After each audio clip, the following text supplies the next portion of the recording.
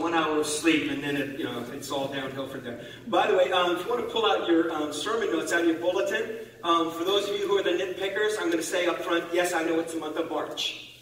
Okay? I know it says February 10th on the date there, so I'm just going to, because I know at least 5 or 6 of you are going to come up to me afterwards and say, you don't have the wrong date on the, yes, I know.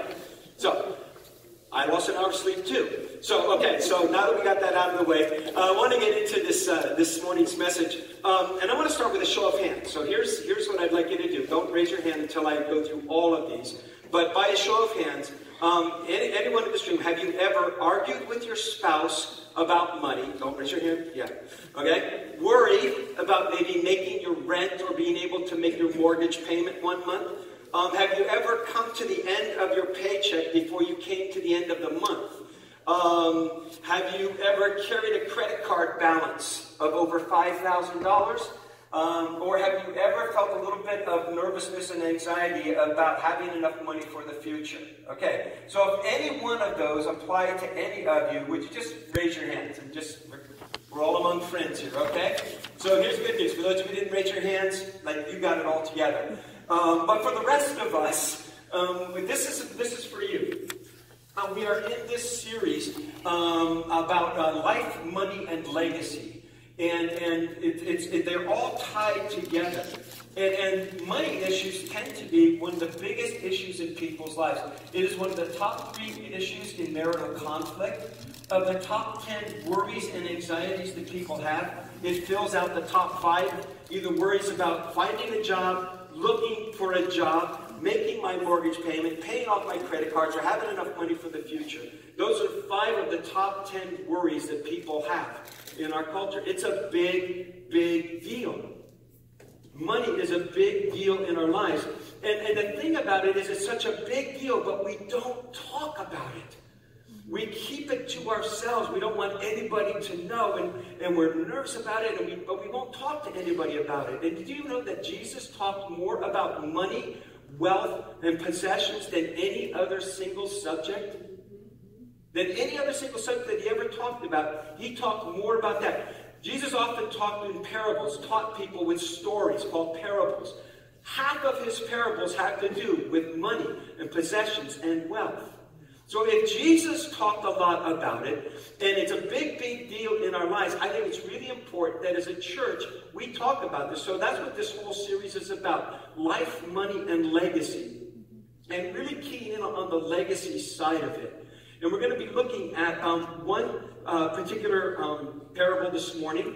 And the whole idea for this series, by the way, is not something that we want from you. Okay? This is what I want for you. And last week we started this with this idea of finding a biblical framework for our finances.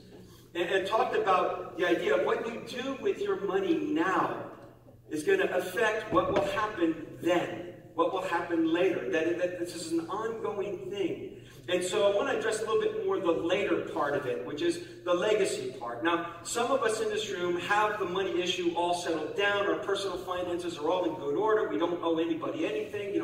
It's all taken care of. And if that's you, I would like to prick you a little bit and help you start thinking about not just my own personal finances, but think about your legacy. What are you doing with what you have? You got it all together. You got it all figured out. But what about the future? Think about the legacy. What are you doing for the future with that now that you've got it all together? Some of us in this room are really struggling financially. This is a tough place to live and make it financially. It really is.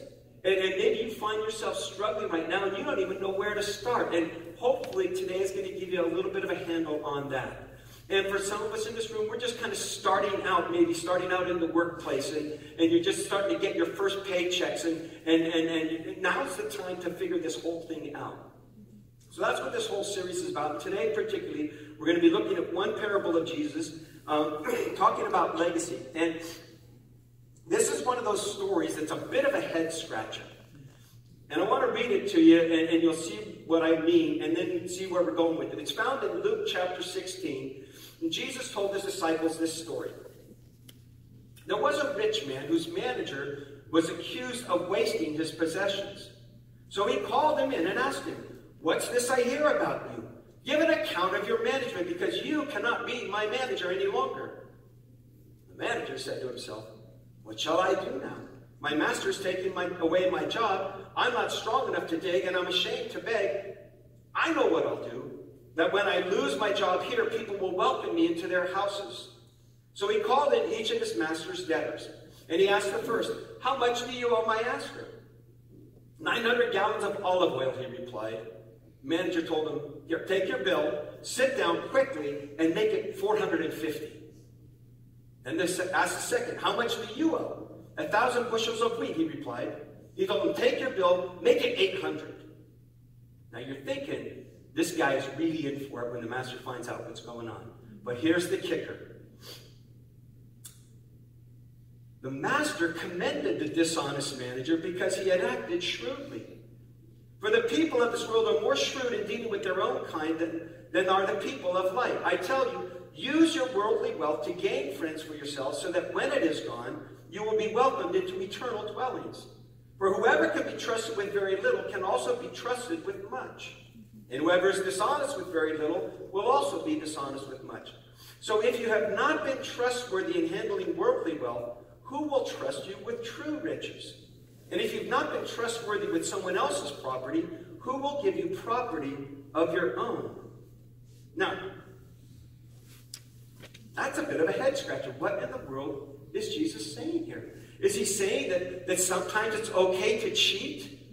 Is he endorsing dishonesty?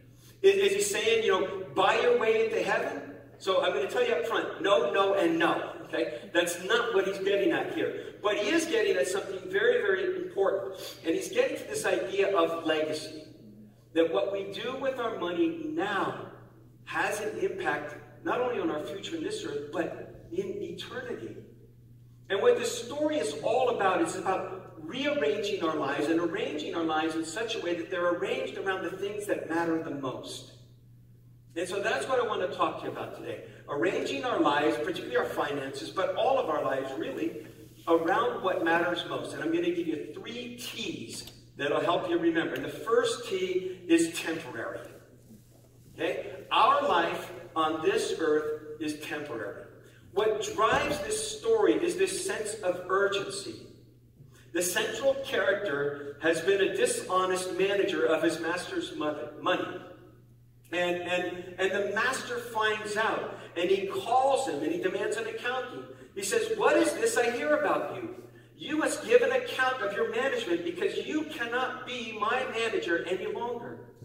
Now, in modern day, that would be, we're calling security, they're going to walk you to your desk, here's your box, take your things, we're going to usher you out the door, turn into spreadsheets, you're done here. Now, all of a sudden, everything is intense for this guy. Life has been good. He's had it easy. The job's been a snap. Yeah, he's kind of had to cook the books a little bit, but everything's going along. And now, all of a sudden, his job is in jeopardy. He's got nowhere to go. In fact, he comes on, he says, I got to come up with a contingency plan. What shall I do now? He says, my master is taking away my job. I'm not strong enough to dig. Blue-collar work? Nah, it's not for me. And I'm too ashamed to beg. I don't want to be one of those guys hanging out on the street corners. What am I going to do? I know what I'll do so that when I lose my job here, people will welcome me into their houses. What he realized in that moment was, I have just a little bit of time and a little bit of an opportunity. And I got to make the most of it. I got a little bit of time, I got a little bit of opportunity, and I've got to make the most of it. He is beginning to think that the now is going to affect the future for me.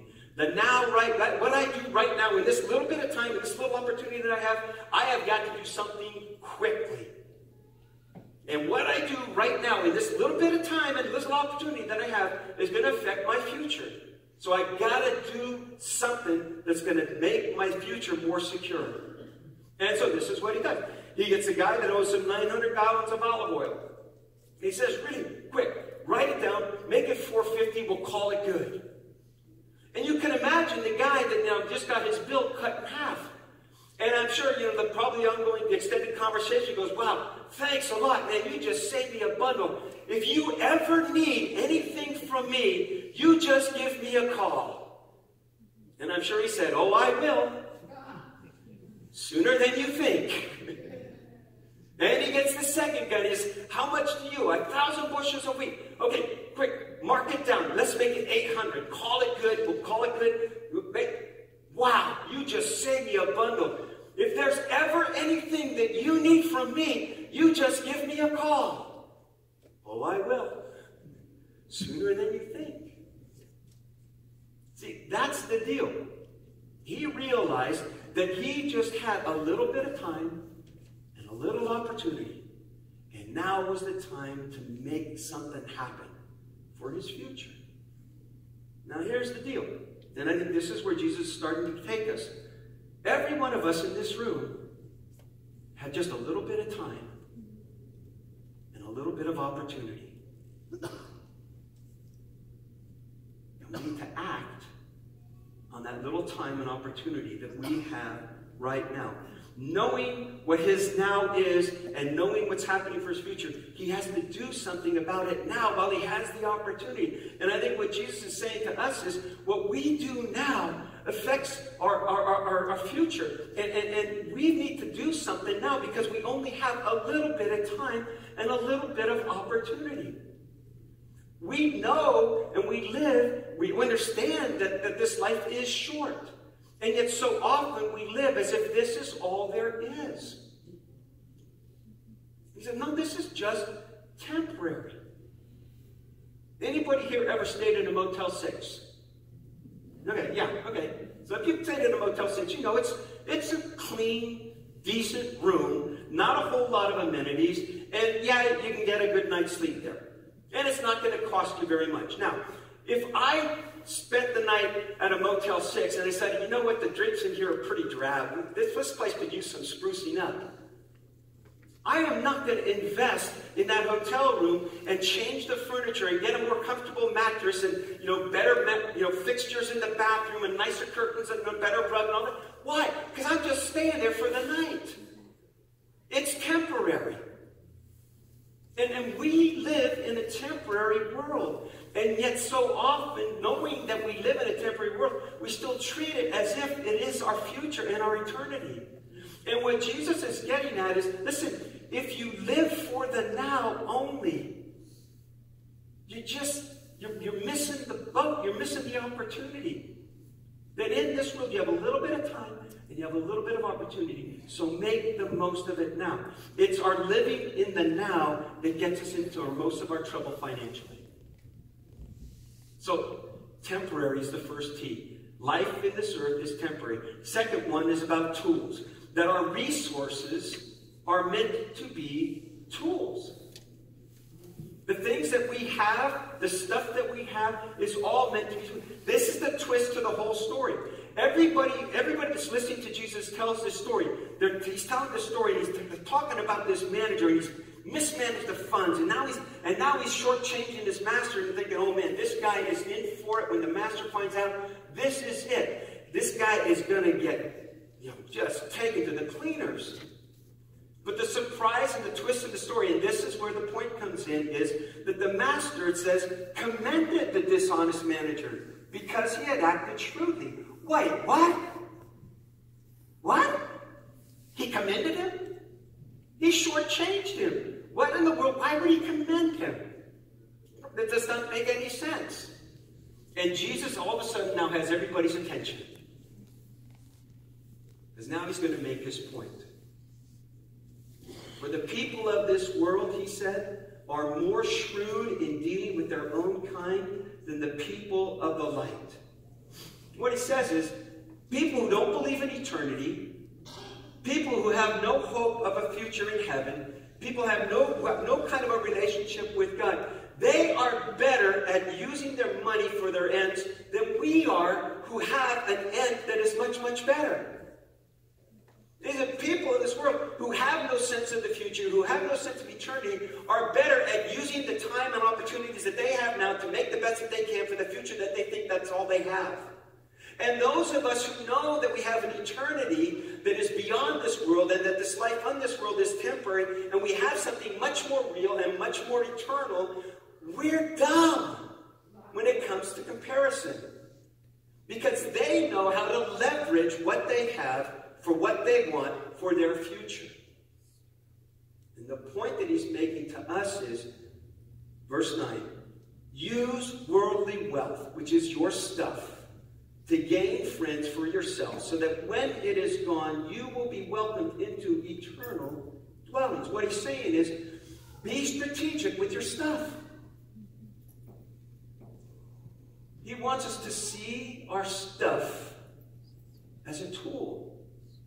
Something, what we have now, to be used for eternal. That's what he says. To gain friends so that you will be welcomed into eternity. He says you have this little bit of time and this little bit of opportunity. So use what you have to love on people with the love of God. Use it to extend the love of God to people so that they would be loved into eternity along with you.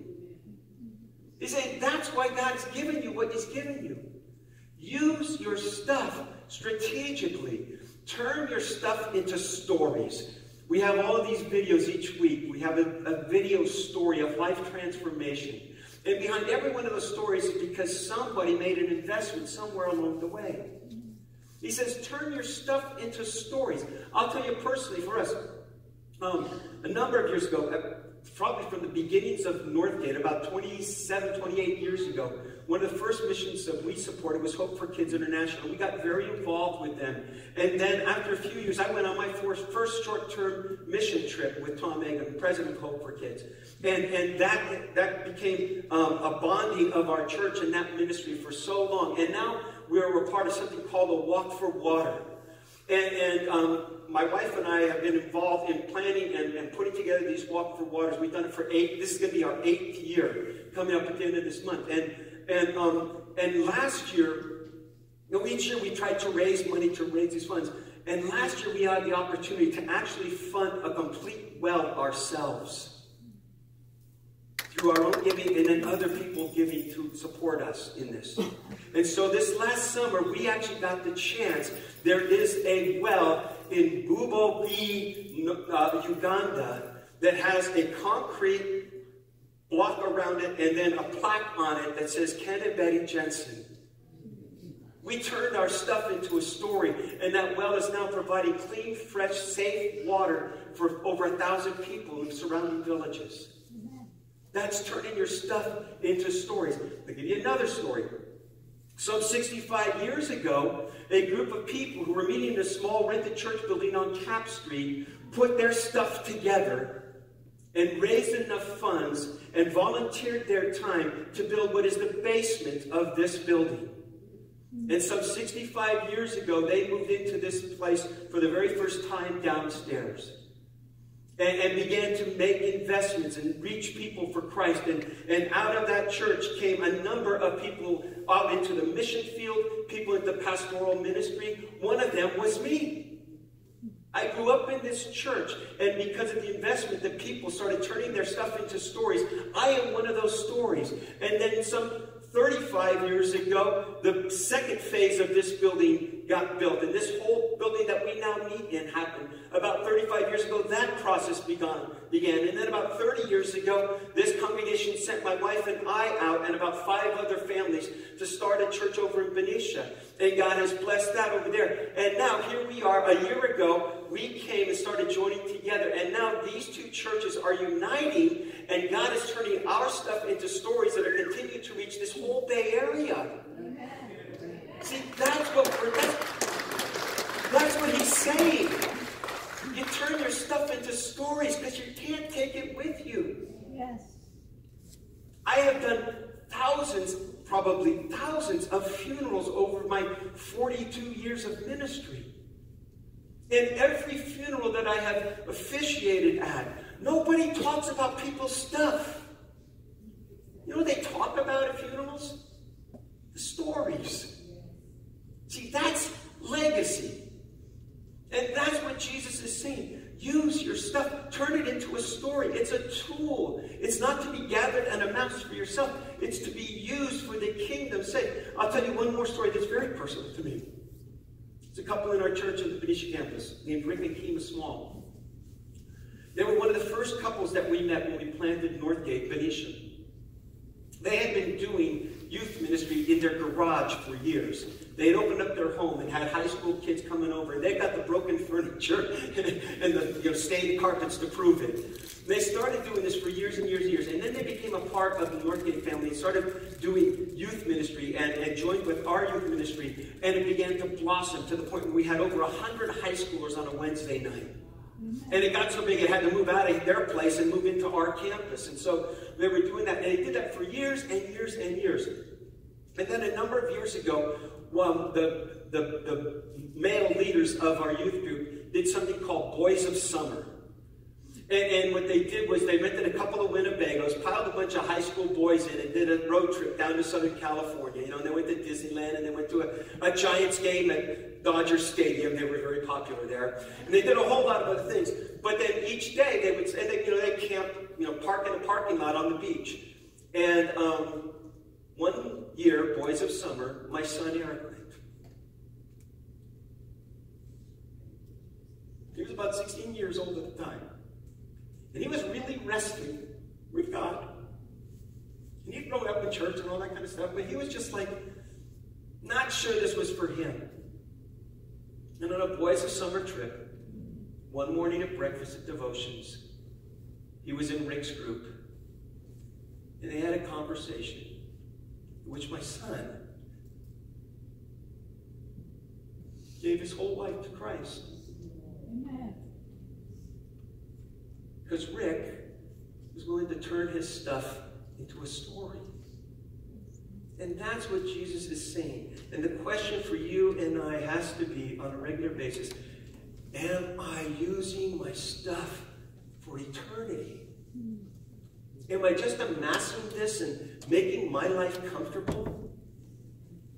When I believe that there's an eternity beyond this, but I'm using it all here and now? See, this is the legacy part of it. And it gets to my third key, which is trust. Our wealth is given to us as a trust. It is not our own. God has given it to us to be used as a tool, and he's entrusted it to us. That's what Jesus says as he sums up and explains the parable. He says, whoever can be trusted with very little can also be trusted with much. And whoever is dishonest with very little is also dishonest with much. What he's doing is he's blowing away this whole argument, the if only. You know, the if when, if then kind of argument. That's the argument that says, if I ever win the lottery, I am going to be the most generous person on earth. Once I get that raise, then I'll be able to give more. If I only had $1 million, I would. And you know what he's saying here? He says, no, you won't. No, you won't. Because it's not about how much you have. Yes. If you're faithful with a little, then you'll be faithful. But if you're not being faithful with a little, don't tell me what you'll do when you have a lot. Because it's not about how much you have. It's about your heart. Amen. And that's what he wants us to understand. And sadly, the greatest obstacle to our ability to be faithful, our greatest obstacle in our ability to be generous is debt. And debt is a real problem. In our culture especially. We forget that our true future is not of this world. And so we live in a future that's not really, it's beyond us. It says, so if you've not been trustworthy in handling worldly wealth, who will trust you with true riches? If you haven't got the priorities right now, when are you going to get them? And if you've not been trustworthy with somebody else's property, that's what Christ has given you, God has given you now, who will give you property of your own?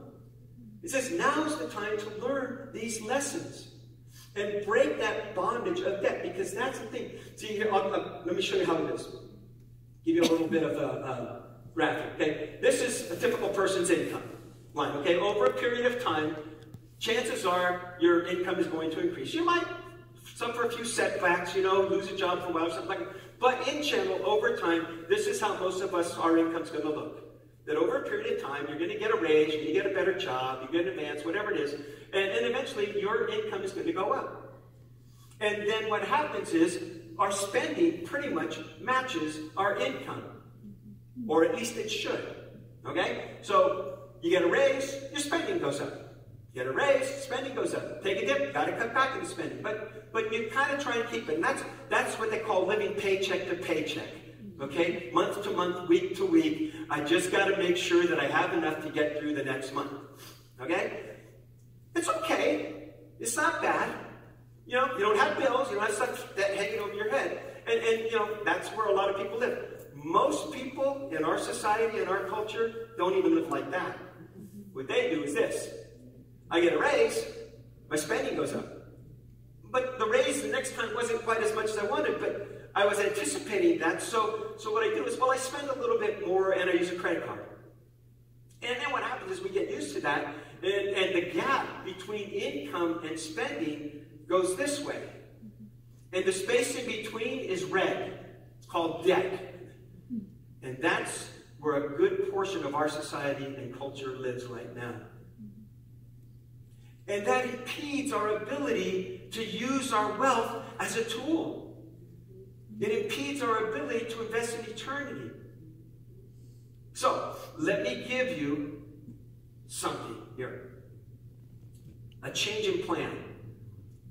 Instead of increasing the spending, because what happens is, so you spend a little bit more, but now you're playing catch up. So when you get the next raise, well, that just barely covers, but you've already spent that money. And what happens is, over a long period of time, is you end up still paying for stuff that you don't even use anymore. It's sitting in your garage, or you threw it out because it broke. But you don't even remember it, but you're still paying for it on that card. Because you're making the minimum payment, and you think you're paying it back. You're not paying it back. You're just covering, the interest. So let me give you another plan. Keep spending low. And when you get a raise, give yourself a little bit of a kick, but not over and above, and not even up to the line. Because if you do that, you end up with the green, which is called margin. Margin is freedom. Margin is a deep breath of fresh air. Margin is the ability to use your resource as a tool. Now, like I said, some of you have this all figured out, and that's great. But I want to challenge you to think a little bit more in terms of legacy, because that's what margin gives you, the chance to leave a legacy, to invest now in eternity for somebody else. So here's some real quick suggestions. If you are in debt, if you are living on that red section, okay, first thing you do is stop using the card. Incur no new debt. Some of us need a little plastic surgery. Yeah, cut it. Just make a decision today. You know what? I'm not going to use that card anymore. I'm not going to charge it. I'm not going to go into debt anymore. Just stop making it worse. That's the first step. But then the second step is this. Start eliminating your existing debt. How do you do that? I mean, my red is really big. Here, Dave Ramsey, Financial Peace University. Great instruction. His book is called, wait a minute, what is it? I got it written down here. There you go. Anyway, he talks about this idea of the snowball effect. What you do is, if you've got a couple of different credit cards, start with the one that has the lowest balance.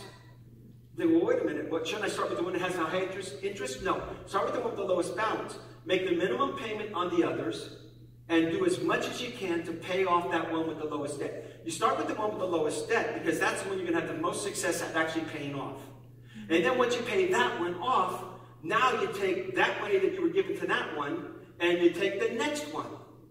And it's a snowball effect, and you begin to take these on one at a time. If you just make the minimum payments in each one, or try to do a lot in each one, you'll never get it paid off. So start with the one lowest debt, pay that one off, tackle the next one up, and the next one up, and eventually pay them all off. Now, that doesn't work unless you do step one. Because if you do this step two without doing step one, you're just switching cards. And you don't pay it off and then say, okay, whoop, now it's paid off, now I can use it again. No! Stop the new debt, pay off the existing debt, and then establish that financial margin. Make yourself a budget. If you don't have a budget yet, Figure out a budget. You start with, this is my income. This is how much I need to start putting aside to save. This is how much I want to invest in eternity in my giving. And then I live on that 80%. Okay? Talk more about these things in the future. But here's the deal. It's all about this idea of legacy. That God has given to each of us a little bit of time and a little bit of opportunity. And he says, now use those opportunities. Use that time. Use those resources. Not for just the here and now. Use it for eternity. And I know some of you are thinking, but if I start doing that, man, I don't know how I'm going to be able to live. Here's what Paul wrote to the Corinthian church. God is able to bless you abundantly. And I want you to say this out loud with me. So that in and at and having all that you need, you will abound in. Okay, let's do that one more time. In case you have any questions, like, well, you know, what about this? What about that? What about the other? Okay, I'm going to do it again. God is able to bless you abundantly so that in all things and at all times, having all that you need, you will abound in every good work. Amen. That's his word. If we will get ourselves in line with his plan, it's really the best way to live. It is freedom. And when you are willing to do that, you'll find out he makes up for more than you thought you were missing out on. Would you bow your heads with me? Now this morning I have been talking primarily to Christ followers, to the church, to believers. And if you're here and you're not a believer, I want to make one thing very, very clear. This is not about paying your way. This is not about buying your way into heaven or earning God's love. Jesus Christ paid the ultimate price for the debt of your sin and my sin. And he offers that gift of eternity freely. It's not what this is about. And if you don't know that reality, today you can take a first step of faith. And it's just a willingness to admit, I have gotten myself into trouble. Lord, I have sinned. I have fouled up. I have made my mistakes. I've got my failures. I need your forgiveness. And his grace will take you just the way that you are. And you can take that first step today. But if you are a Christ follower, this becomes important because this is really about our hearts. So I'm going to ask you this morning, what are you doing with what you have? Are you willing to make some changes in your financial picture so you can become as shrewd as this guy in the story? And then you could use your resources as tools God has entrusted to you for his kingdom's sake. Lord, we get things fouled up real quickly. We lose perspective. We get focused on the now and we forget the eternal. Pray, Lord, that you would rearrange our hearts in such a way that we would rearrange our lives around what truly matters most. And we would think not just about our lives and our money, but our legacy. We pray it in Jesus' name. Amen. Amen. Would you stand with me? Hey, if you made a first step of faith this morning, we would love to know that. You can use a connection card here on the back. It says, I took a first step of faith. I became a follower of Christ. Or if you're interested in finding out more about that, use this connection card. Let us know. You can drop it in one of the giving boxes. Or if it's your first, second, or third time, stop by the welcome desk out here on your way out. Give us a chance to connect with you. If you did take a first step, we've got a book for you. It's called This Changes Everything. And it's a 21-day devotional to help you get started in this journey of faith. Let me leave you. Oh, by the way, we do have prayer partners who will be up here at the front. If you have need for prayer, please make use of that, all right? And you can also put prayer requests on that connection card. Let me leave you with this blessing, if you would, just in that posture of receiving. This is what I would leave for you. May you be enriched in every way, so that you may be generous on every occasion, and that your generosity will result in thanksgiving to God. In Jesus' name, amen. Amen. Hey, thanks for being here. We'll see you next week.